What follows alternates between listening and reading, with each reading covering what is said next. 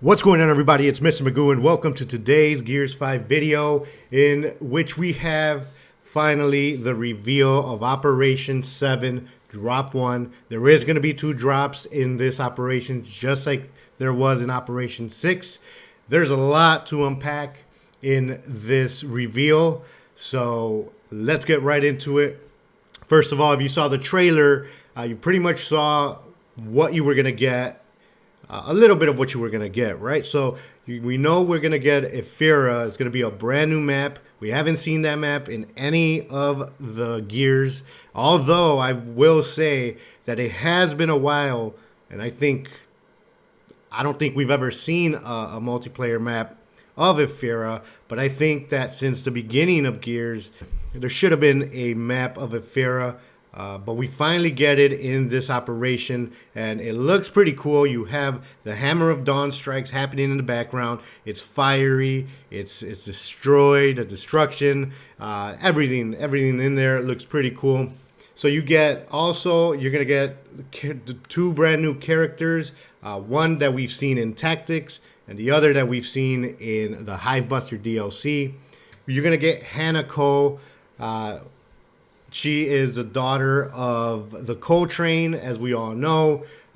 She pretty much is in the Hivebusters DLC, and she holds advanced degrees in biochemistry, toxicology, and chemistry. Hanako is a gifted scientist who takes an unconventional approach to solving problems, joining Colonel Hoffman in his fight against the Swarm. Hannah's technological innovations are the secret behind Scorpio Squad's ability to destroy enemy hives from within. So she's a genius. She has the ability to be innovative, which is really, really cool. Now we finally get to see Ukon.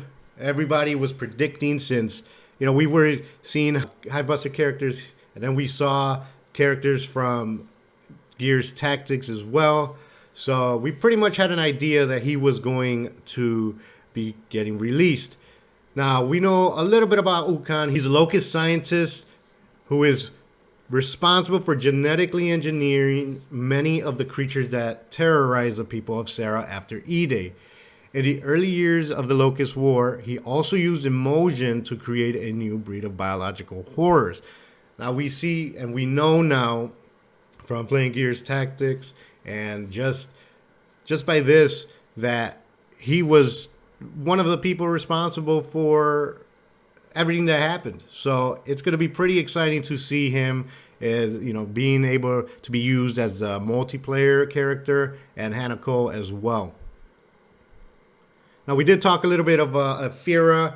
The burning remains of the once prestigious Estamont Hotel serve as the focal point of this ephemeral city block. Controlling the hotel is key, but numerous points of entry give ample opportunity to counterattack. Now, we did see this a little bit in the trailer. It looks like there's going to be a lot of close quarter combats, and in my opinion, I love close quarter combats because there's no hiding anywhere. There's no running anywhere, so you pretty much have to face the confrontation every single time. Now, I'm not sure if there's going to be any high points, because I did see some stairs on the trailer. Not sure if there's going to be any high points to be able to shoot from there. But I'm really excited about this map, because not only does it look beautiful, it looks awesome, especially with the animation of the Hammer of Dawns in the background. But the close quarter combat aspect of it is actually going to be very, very good for a lot of action.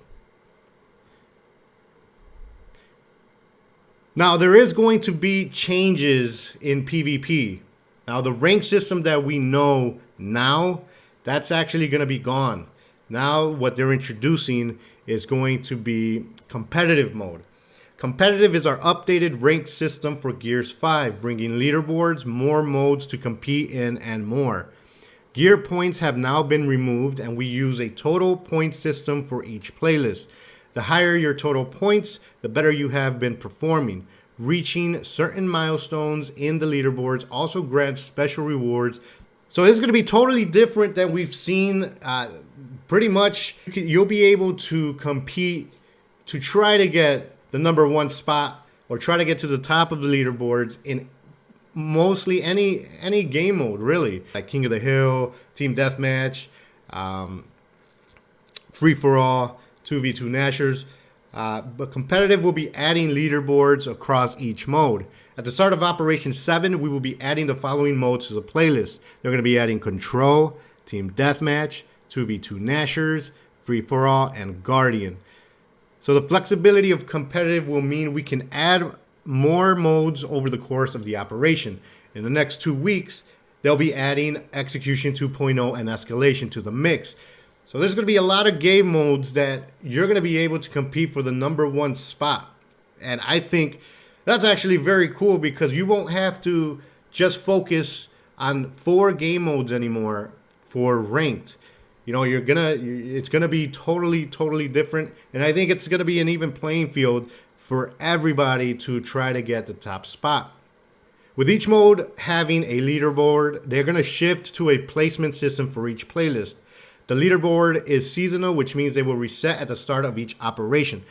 So we're kind of familiar with this already, where they kind of, in Gears of War 4, at the start of each season, they pretty much would give you 5 matches to be in, to try to do your best, and then you would be placed on the rank, you know, whichever it would be, if it would be bronze or silver or gold or onyx, depending on how you performed in those matches. We kind of were familiar with that, and they're bringing that back.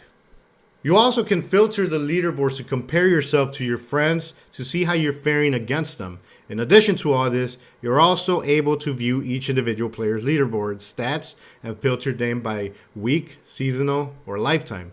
Pretty neat stuff where you can see where you are, what you need to do to get there, and where your friends are at. So I think this is pretty neat, and it gives you kind of a motivational aspect to it. You know, if you need to get better than one of your friends, now you know what you have to do. Now you can see it, and you get to work on it. Now, it looks like there's going to be some rewards to it, and a little bit more detail of those rewards. There's going to be, if you get 100,000 plus points, you're going to get 5,000 XP plus 1,000 coins. Now, if you get 500,000 plus points, you're going to get 10,000 XP and 2,000 coins. If you get 1 million or more points, you're going to get 15,000 XP plus 3,000 coins. Now, these, the 500,000 points and the 1 million points plus, you're going to get those upon your rank graduation. The 100,000 points, you're going to get them right when you pass the point threshold. They also say that if you finish at the top 1,000 players in any of the competitive playlists at the end of the season, you will receive an exclusive heroic weapon skin reward. It's pretty cool. It looks freaking awesome. It looks similar to what we've seen in white, but this time it's in black. And it actually looks pretty freaking sick in black. I like it better that way. But you're going to be able to see these rewards. If you rank with the top 1,000 in each game mode, you will get a specific weapon. So in Control, you will get your loadout, which will be your Lancer, your Nasher, your Snub, your Boltok, and your Talon. For Team Deathmatch, you're going to get your assault weapons. Enforcer, Hammerburst, the Claw, Lancer GL, Retro Lancer. For free-for-all, you're going to get your precision weapons. You're going to get your Marksa, your Longshot, your M-Bar, and your Torque Bow. And finally, for Guardian, you're going to be getting the power weapons. The Boom Shot, the Drop Shot, the Scorcher, the Breaker Mace, and the Overkill. Now, in Operation 7, the heroic weapon set you can earn is called the Heroic Obsidian. This can be earned if you are in the top 1,000 players in one of the competitive playlists at the end of the season that we just discussed. Also, the last thing they wanted to mention was that they wanted to mention that the leaderboards is alongside the seasonal leaderboards. We will also be adding an all-time leaderboard for each mode. This will persist across Gears 5 forever, meaning that anybody can win that top spot and it'll always be in play.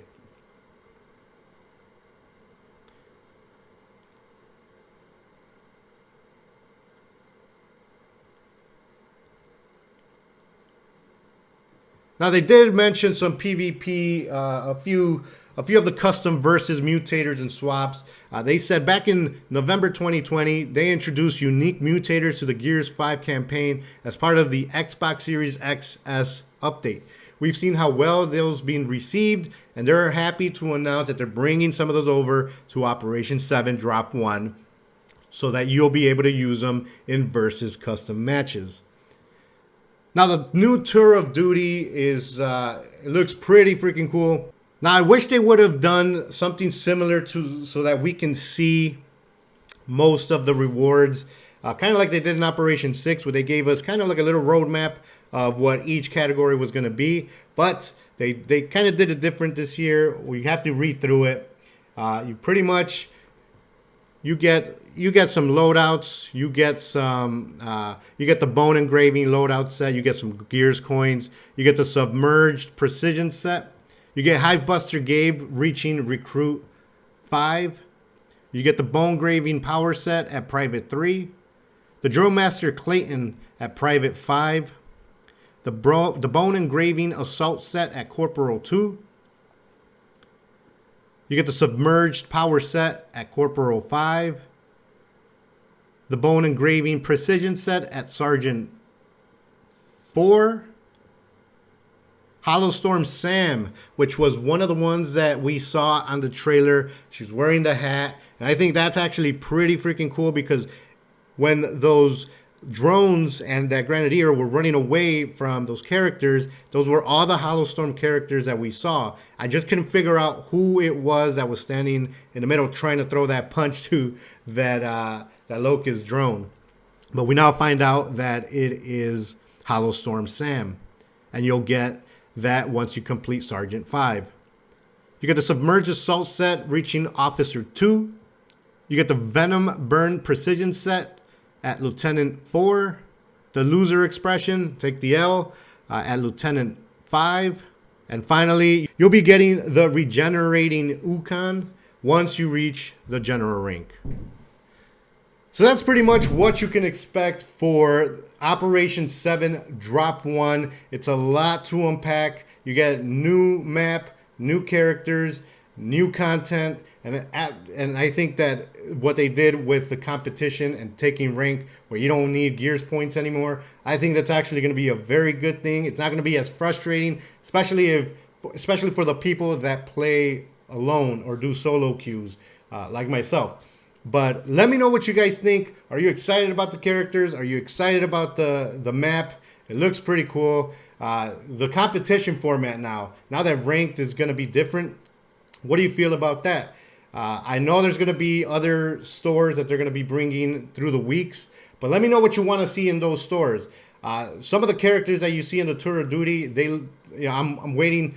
I'm excited for the Crimson Scourge. It sucks that they weren't able to give us kind of like a roadmap, even though a roadmap that we'd be able to see, not read. You know what I mean? So let me know what you guys think about that. If you found this video helpful, please hit that like button.